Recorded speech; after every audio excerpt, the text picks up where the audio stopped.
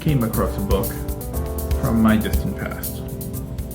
This is a book that was part of my education growing up in the time that I was in Spain. So I spent some years as a little boy there.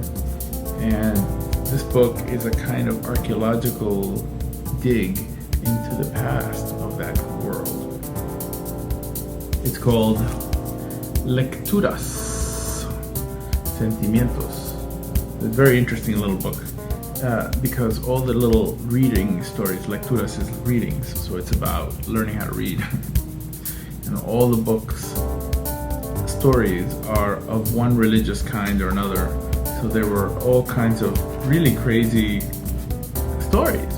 Instead of learning how, like Jack and Jill went up the hill, they were basically stories about, really religious miracles and things right out of the Bible. That was the education. And every now and again they would throw something in to make sure that you could understand that even in your dreams you were supposed to be respectful of authority. Largely, since Franco himself was a kind of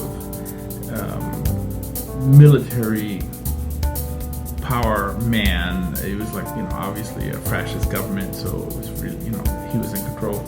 Even little stories like you can see here, un sueño, which is a dream. You can see the boy is dreaming and he's got a quiver here, and he also has quite clearly there's an image of the leader of the story, as it were, of the world in the form of a kind of general. So anyway, I just thought I'd run this by you.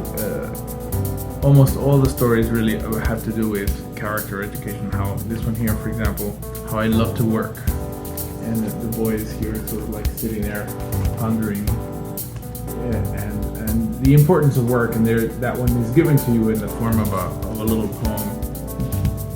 Really interesting. The first part of the book, like as soon as you open it. Now this is for third grade, right? So the first part of the book really shows you something that I think is pretty fascinating. It's a little boy and standing in front of the map of Spain, holding up a flag, and then there's a poem underneath, which is there to talk about the importance of the country. And in this poem, the boy asks himself what it is to be. What does the nation mean? What does that word mean? And he asks an old man, and the old man tells him that the notion of a country isn't something that you can feel with words. You have to sort of feel it at the bottom, in the bedrock of your soul, and that where your forefathers are buried, that's where your country, that's where your nation is. And where the roof of your parents is, that's where your country is. But of course they didn't intend any other country, it was just Spain. It was kind of beautiful, kind of cute, and it gave people a sort of very important notion that they belonged to something. And that's one thing about Spaniards back then. They were very bent on saying that, they belonged to a different world, etc. Everything was very identified, everything was very easy. Not like today. Today we're getting away from our past. Symbols, flags, everything is just being deconstructed. So now, increasingly it's the case that younger generations have to make out some kind of past, some kind of present, some kind of future with very little. What do you do with a country, with a people, with a society, with a group, with a culture, when you take their past away? What do they have? It's a very progressive notion, right? It's a very progressive country. So it's not a bad idea to get away from the evil past, but every past is imperfect. We can't go back and try and fix everything all the time. It doesn't seem to me that would work. You can't fix the past, but if you get rid of every past, then nobody's anchored. Nobody has anything.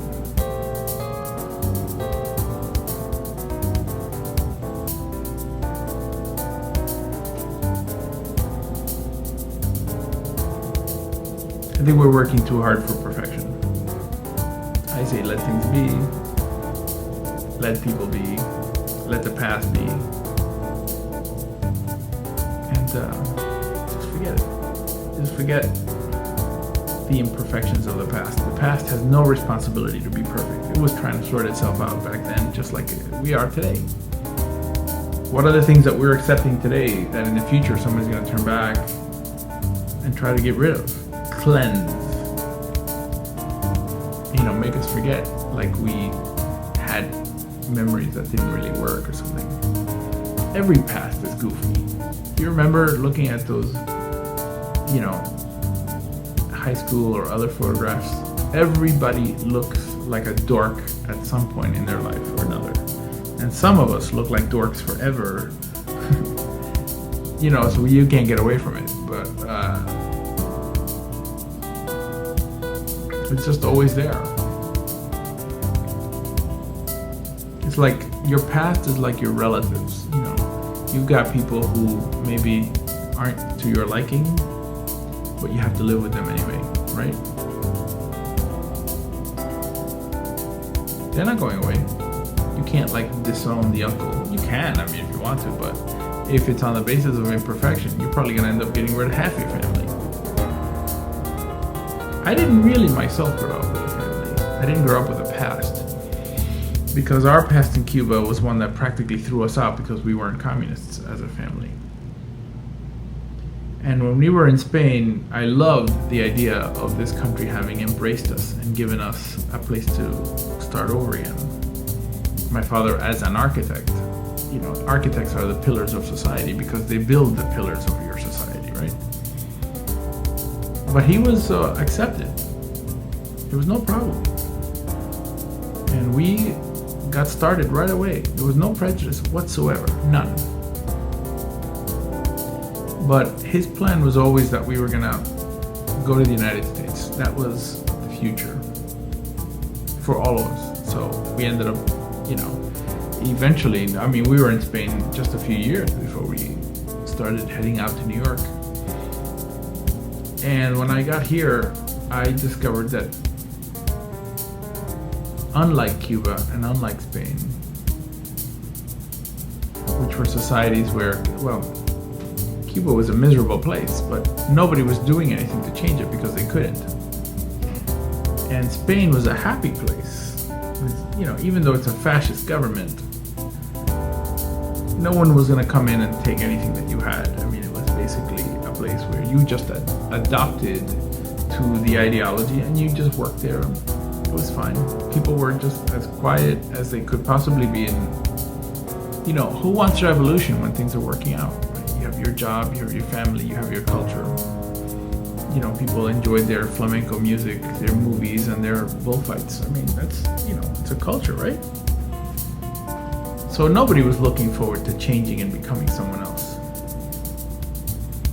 But when I got here to the US, this was the most progressive place. It was like being thrown into the middle of a roller derby and you don't have skates. It was, what a free-for-all. Imagine the first time that I walked with my father, and I was 9 years old, right?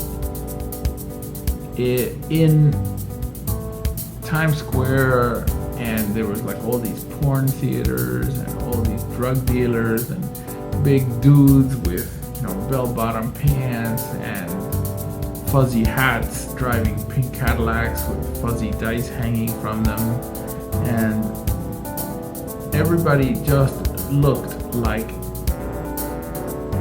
I was in some sort of a circus. Nobody looked normal. Nobody wanted to look normal. Everybody had something to prove, something to, strive for, something to get, sometimes maybe something to get away from. And I would look at the cops, and they were just standing there just trying to figure out how they're going to corral these animals into place, But that was what New York was in the 70s. It was a zoo, It was crazy. And it wasn't a place with a past,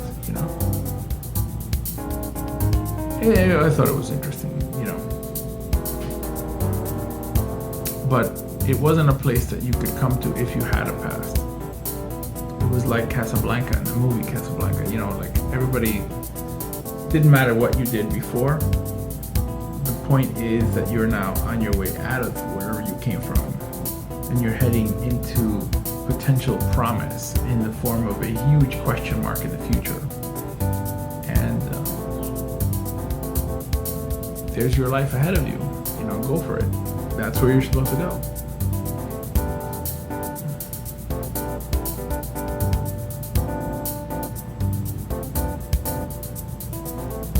I don't know, how did we do? I think we did okay.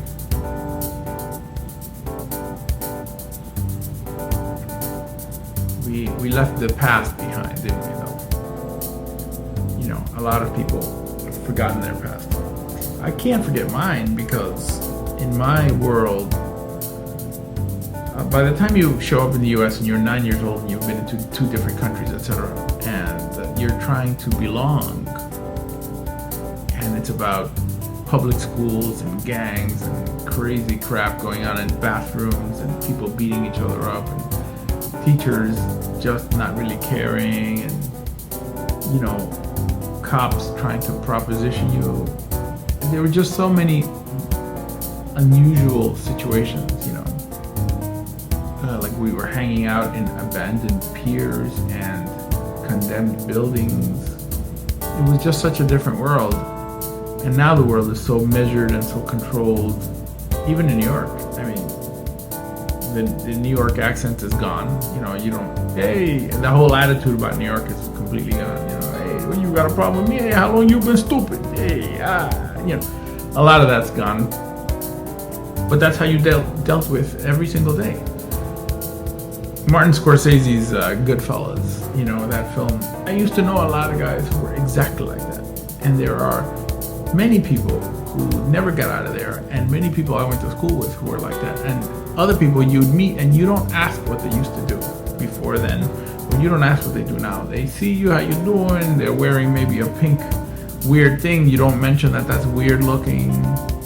They'd slip $400 in your pocket. Hey, you know, you alright, man, you stay clean, how you doing? Alright, yeah, forget about it. You know, that whole attitude was like everybody was acting in some kind of strange workshop with 9 million people and 2,000 murders a year.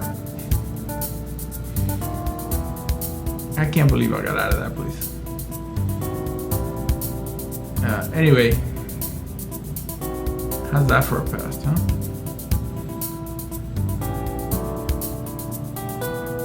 Now we're all outsiders.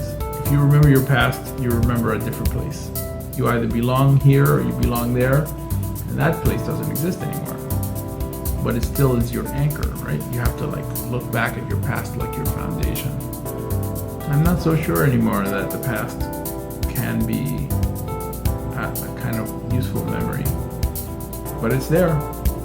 Somehow, if you know what I mean, you'll get the sense of what I'm saying here. Okay, well, thanks very much, and I'll talk to you next time.